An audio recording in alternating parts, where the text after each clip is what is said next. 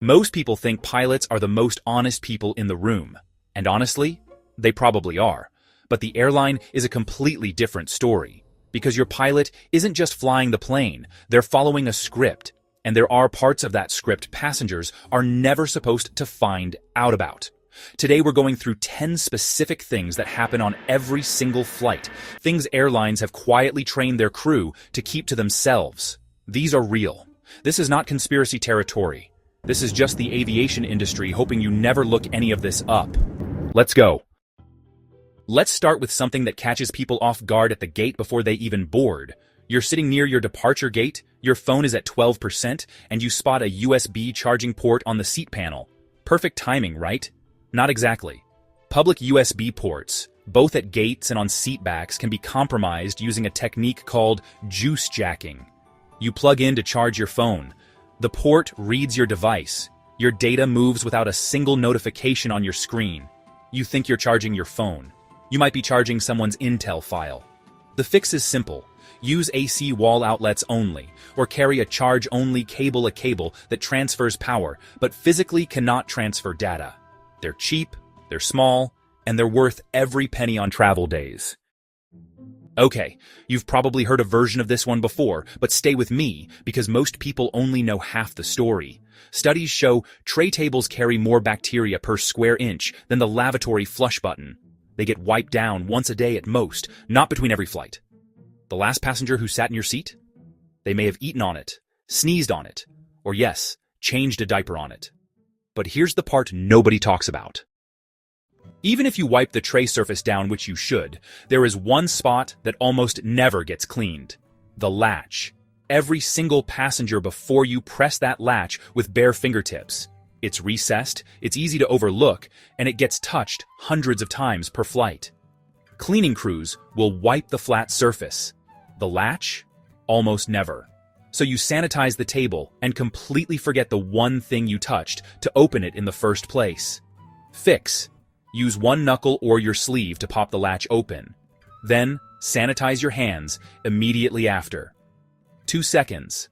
Huge difference on a long haul. This one is going to change how you fly, I promise.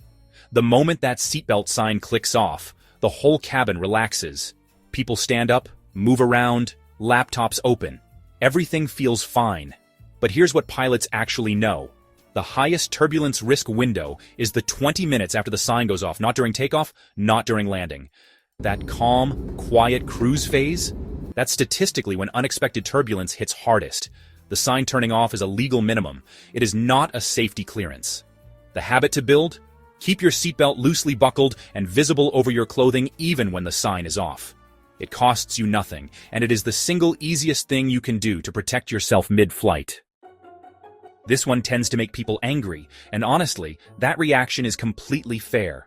Airlines legally sell more seats than exist on every major domestic route. This is not a glitch. This is not a system error. It is a deliberate revenue model built on statistical no-show rates. The airline knows a certain percentage of booked passengers won't show up. So they oversell to make sure every seat is filled. You were always part of that math. They just never told you. What you can do? Check in the moment your window opens. And know you're denied boarding rights. If you are involuntarily bumped in the US, you are entitled to compensation under Department of Transportation rules. The airlines will not volunteer that information at the gate. Now, you know to ask for it. Show of hands, who has genuinely celebrated landing early? Yeah, same. But here's the reality. Since the 1990s, airlines have been quietly padding scheduled flight times by 15 to 30 minutes on most routes. When your flight arrives early, what actually happened is the padding absorbed whatever delay occurred and the numbers lined up. You were not early, they just told you that. Next time, download FlightAware and check real-time block times against what was scheduled. Once you start doing this, you will never look at an early arrival announcement the same way again. Reclining your seat is legal, expected, and completely built into the design. This is not about being polite, it's about timing. Reclining during meal service traps the person behind you with zero usable tray space and zero warning. Their coffee tips. Their tray is pinned. Their $14 airport sandwich is now in their lap. One quick check over your shoulder before you recline costs you nothing. Waiting until meal service clears costs you nothing. But getting it wrong can genuinely ruin someone else's flight and probably their mood for the next 3 hours. Flight attendants will walk the aisle before takeoff and landing and ask you to raise your window shade. Most people just do it, but almost nobody knows why.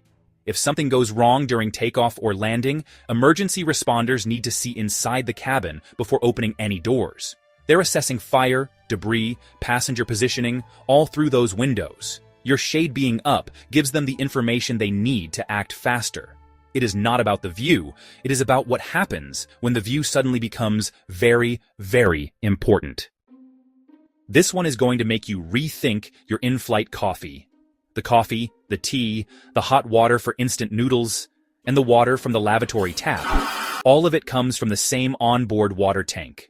EPA testing has found coliform bacteria in aircraft water systems on routine inspections. Not every plane. Not every time. But enough that this is absolutely worth knowing. The coffee isn't just bad because it's airline coffee. It's partly what's in the water it was made with. Stick to bottled water and canned drinks. Skip the hot beverages entirely. That's the move. Last one. And it's a quick one, but it will stick with you. The flight attendant call button is one of the least cleaned surfaces on the entire plane. Every passenger, every row, every flight reaches for it. Almost nobody thinks about what and who reached for it before them. Use it when you genuinely need to. That's what it's there for. But sanitize your hands immediately after pressing it and stop touching your face until you do. Small habit, big payoff. Flight. Let's start with something almost every traveler does without thinking twice. You sit down in your seat, you see a USB port on the seatback screen or on the armrest, and you plug in your phone to charge. It feels convenient. It feels like the airline is doing you a favor. But that port is a data transfer point. It's not just sending power to your phone. It's capable of sending and receiving data. And there's a growing threat called juice jacking, where modified USB ports or compromised entertainment systems can siphon information from your device the moment it connects. We're talking about malware installation, password theft, and in some cases, full device cloning. The fix is dead simple. Buy a data blocker dongle. It's sometimes called a USB condom, which is a hilarious name, but it literally blocks the data pins on the USB connection while still allowing power through. They cost about $5. Or even easier, just bring your own power brick and plug into the AC outlet instead. Never trust a public USB port. Not at the airport, not on the plane, not anywhere. This one is going to upset a lot of people, and I get it because everyone loves travel leggings. But your comfortable athleisure outfit made of polyester, nylon, or spandex could be genuinely dangerous in a cabin fire. Cabin fires are the #1 survival threat in aviation incidents. And here's what most passengers don't know. Synthetic fabrics don't burn the way natural fabrics do. They melt, they shrink wrap onto your skin and fuse with it, causing burns that are exponentially harder to treat than a regular burn. Surgeons have described it as trying to remove fabric that has literally become part of the body. The solution is natural fibers: cotton, wool, linen, denim. These fabrics char instead of melting, which gives you more time to move and more protection while you're doing it. I'm not saying you need to fly in a wool suit, but maybe think twice about head-to-toe synthetic athleisure on your next long-haul flight.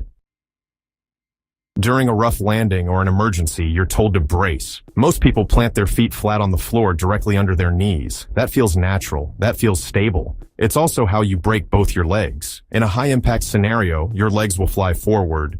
If your feet are planted directly under your knees, your shins will slam straight into the metal baggage bar underneath the seat in front of you. 2 broken shins. And now you can't walk. And now you can't evacuate. And that's when a survivable crash becomes something much worse. The fix takes 2 seconds. Slide your feet back as far as possible, tucking them underneath your own seat. This keeps your shins completely clear of that metal bar, so that if impact happens, your legs stay intact, and you can actually stand up and walk off the plane. When's the last time you actually checked if your life vest was under your seat? Most people assume it's there because, well, why wouldn't it be? Because people steal them. It's a disturbingly common souvenir for drunk tourists and bored passengers. And here's the uncomfortable truth. Maintenance crews don't check every single vest between every single flight.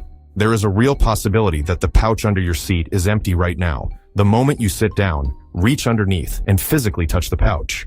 If it feels full and firm, you're good. If it feels flat or empty, tell the crew immediately. Tell them before the door closes. Finding out your life vest is missing while you're evacuating over water is not the time to discover this problem.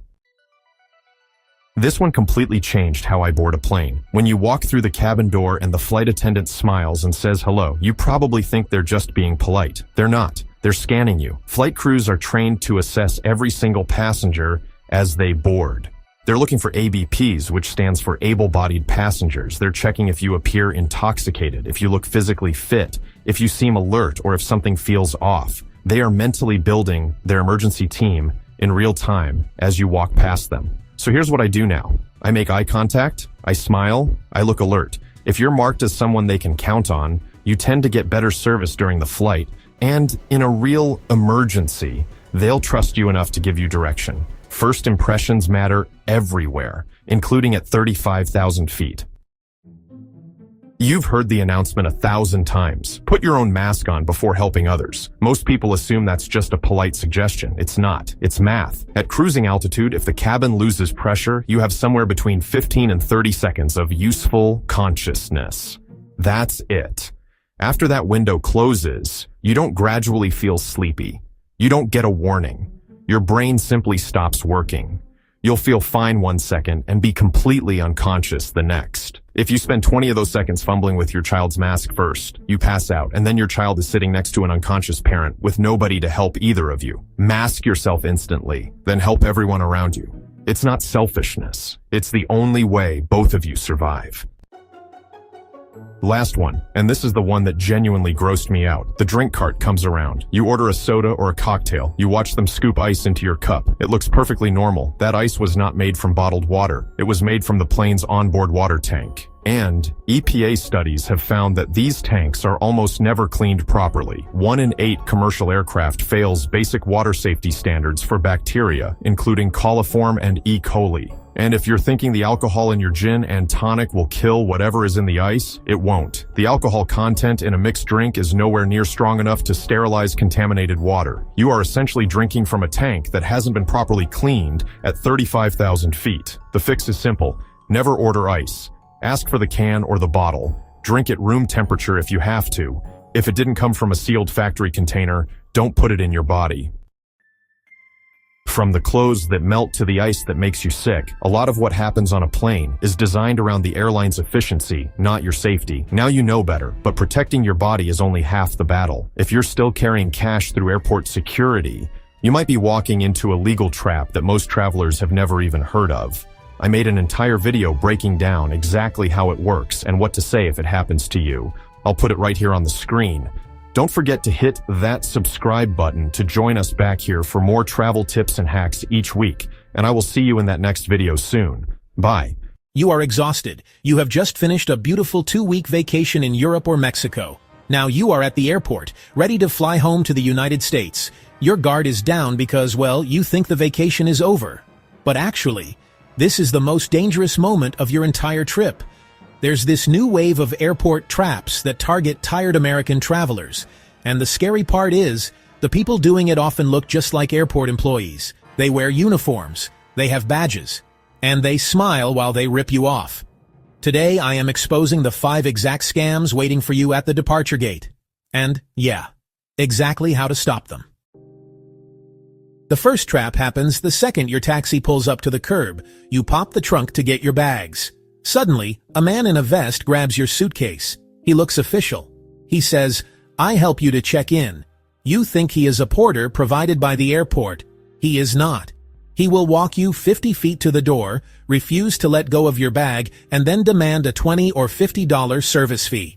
If you refuse to pay, he might cause a scene or refuse to give the bag back, making you panic about missing your flight. Here is the fix. Be rude if you have to. The moment someone touches your bag, you say firmly, "No.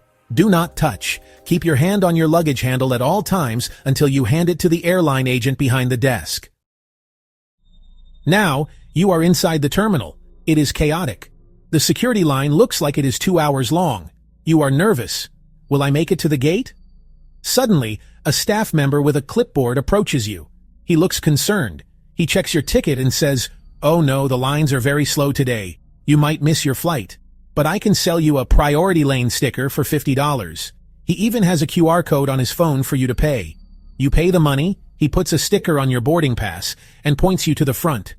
But when you get there, the real TSA agent laughs at you. There is no sticker system. You have been scammed, you are out $50, and you are sent to the back of the line. The rule priority access is only sold at the official airline check-in counter. Never buy it from a guy standing in the hallway. This next one is nasty because it uses the police against you. You have some foreign cash left over, maybe 100 euros or pesos. You see a currency exchange booth before security. They tell you, "Sorry, we are out of US dollars. Go to the booth inside the gate, past security." So, you put the cash in your pocket and walk toward the metal detectors. This is the trap. In some corrupt airports, the exchange guy signals the security guy. When you go through the scanner, the officer pulls you aside. He finds the cash and tells you, "It is illegal to export this much local currency." He confiscates it on the spot. It's theft, plain and simple, but he has a badge, so you can't argue. The fix: spend your coins before you leave, or load the cash onto a Starbucks or McDonald's gift card app. Those work globally. Now let's talk about the check-in desk. You weighed your bag at the hotel. You know it is 48 pounds. But when you put it on the airport scale, the digital screen blinks 53 pounds. The agent shakes her head. Overweight fee. That will be $100. You are confused. Did your scale break? No. Their scale is rigged. Sometimes they don't zero it out from the previous heavy bag. Sometimes they literally have their foot touching the side of the scale. They target Americans because they know we will just pay the card fee to avoid the hassle. The fix: always travel with a $10 portable digital scale. If their number is wrong, you weigh it right in front of them. Usually, the moment they see you have your own scale, their machine magically fixes itself. Finally, the most stressful part: the body scanner. In many international airports, the line structure is confusing. Sometimes men and women are separated. You put your tray with your wallet and passport on the belt. But then you are held behind a glass wall waiting for your turn to be scanned. You are separated from your valuables for 2 or 3 minutes. This is when the thieves strike. They work in teams. One distracts the guard, and the other swipes your wallet from the bin before it enters the tunnel. By the time you get through, your tray is empty. The fix: never put your wallet or passport loose in the bin. Put them inside your carry-on bag and zipper it shut. Make them steal the whole bag, which is hard, rather than just palming your wallet, which is easy. Traveling the world is a beautiful privilege, but the world has changed, and the friendly skies aren't always so friendly anymore. You don't need to be paranoid, but you do need to be prepared. If you want to know the digital scams that are happening on your phone while you wait at the gate, make sure you subscribe, because that is coming up next. Stay safe, and I'll see you in the next video. You are sitting in seat 12B on a long flight to Europe. The person right next to you in 12A is eating the exact same pretzels and watching the same movie. But there is a massive invisible difference between the two of you. They paid $450 for their ticket. You paid $1,250 for yours. Why? Did you book late? No. It's because the airline's new AI system was secretly watching you buy that ticket. It knew you were desperate, and it charged you what experts call a surveillance tax. This isn't a conspiracy theory. Welcome to the new world of dynamic surveillance pricing. For decades, ticket prices were based on simple supply and demand. If the plane was mostly full, the price went up for everyone equally. Those days are officially over. In 2026, the price you see on your screen is personal to you alone. The airline is no longer just looking at empty seats. They are looking at your digital footprint to guess how much money you have. Here is exactly what the algorithm is tracking to decide your specific price. First, they look at your hardware. Are you booking on a brand new, expensive MacBook Pro? The AI often assumes Apple users have more disposable income to burn. So, it may show you a higher starting fare than someone searching on an older, cheaper PC laptop. Next, they track your immediate behavior. Have you checked the exact same flight to London 5 times since this morning? That is what the industry calls a desperation signal. The computer knows you want that specific flight badly, and you are getting anxious. So when you come back the 6th time to finally book it, don't be surprised if the fare suddenly jumps by $200. The seat didn't just get taken, the algorithm just called your bluff because it knew you would pay it. But the psychological games don't stop at the price tag. Have you ever seen that bright red warning text that says, "Only 2 seats left at this price"? It makes your heart race, and you grab your credit card faster. But here is the dirty secret the airlines don't want you to know. Often that scarcity is completely artificial. It is called phantom inventory. The flight might actually have 50 empty seats wide open, but the AI shows you a fake low stock warning just to trigger your panic response. They are manipulating your fear of missing out to force a sale right now, and once you buy that last seat, magically, 3 more appear for the next person. The next layer of the trap is where you are sitting right now. The algorithm is obsessed with your IP address, your digital location. If you are booking from a wealthy zip code in New York or San Francisco, the AI assumes you are less sensitive to price. It creates a wealth tax simply because of where your computer is located. I ran a test recently searching for the exact same flight. When I searched from a laptop in Zurich, which is, one of the most expensive cities in the world, the price was $900. But when I used a VPN to make it look like I was in a developing country, the price for the same seat dropped to $600. Nothing changed about the flight. The only thing that changed was who they thought I was. Even if you beat them on the ticket price, the AI has a backup plan to get your money. It's called dynamic ancillary pricing. This is the price for your checked bag or your seat selection. You might assume a bag fee is a standard $50 for everyone. Think again. If the airline's profile on you shows that you always check a bag, or if they know you are traveling as a family that needs to sit together, the system can subtly raise the price of those specific add-ons just for you. They know you are captive once you buy the ticket, so they lower the ticket price to hook you, and then let the AI gouge you on the bags. Now, I know what many of you are shouting at the screen right now. Just use incognito mode. That stops them. I hate to be the bearer of bad news, but that is outdated advice in 2026. Incognito mode stops your browser from saving history on your own computer. It does not stop the airline from identifying your machine. Modern AI uses something called digital fingerprinting. They look at your screen resolution, your battery level, and your specific browser plugins. They combine these data points to recognize you even when you think you are hidden. It's like wearing sunglasses inside. The camera still knows who you are,